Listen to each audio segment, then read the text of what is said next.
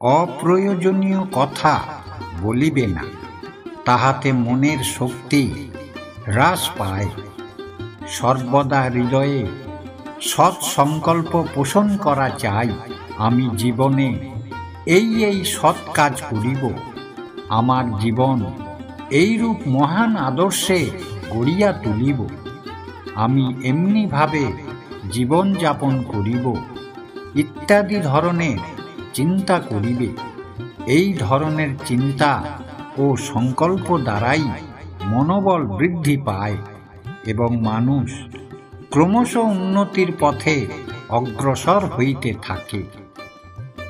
2 ফোঁটা চোখের জল আর একটু তিরস্কার ভৎসনাই যদি কর্তব্য কার্যে বাধা দিতে পারে, তাহা হইলে আর জীবনের মূল্য কি?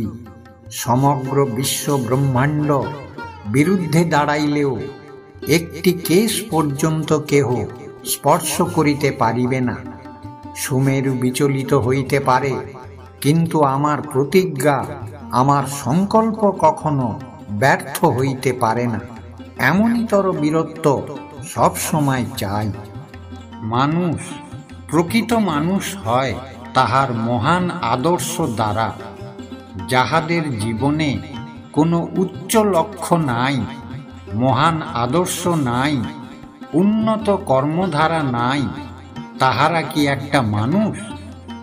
তাহাদের মতো মানুষ প্রতিদিন হাজার হাজার লক্ষ লক্ষ জন্মিতেছে, মরিতেছে। তাহাতে জগতের কি আসে যায়?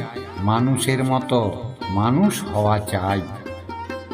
বিলাসিতাকে বিষের মতো পরিত্যাগ করিবে। বিলাসিতার ভিতর দিয়াই মানুষের ভিতরে নানা প্রকার উচ্ছৃঙ্খলতা প্রবেশ করে। চিত্ত তরল ও চঞ্চল হয়। দুষ্ট কীটের মতো ইহা জীবনকে একেবারে অন্তঃসারহীন করিয়া ফেলে। সুতরাং সাবধান। প্রতিদিন সূর্যোদয়ের সঙ্গে সঙ্গে নবজীবনের নতুন সংকল্প লইয়া উৎসাহ উন্মাদনাপূর্ণ নতুন জীবন আরম্ভ করিবে।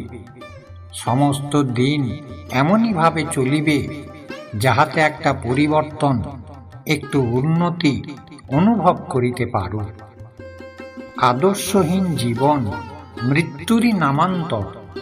খাঁটি মানুষ যে, সে আদর্শের জন্য জীবন বিসর্জন দেয়, কিন্তু জীবনের জন্য আদর্শ বিসর্জন দেয় না।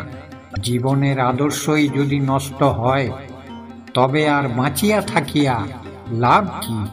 ব্যর্থ জীবনের বিড়ম্বনা মৃত্যুর চেয়েও যন্ত্রণাকর।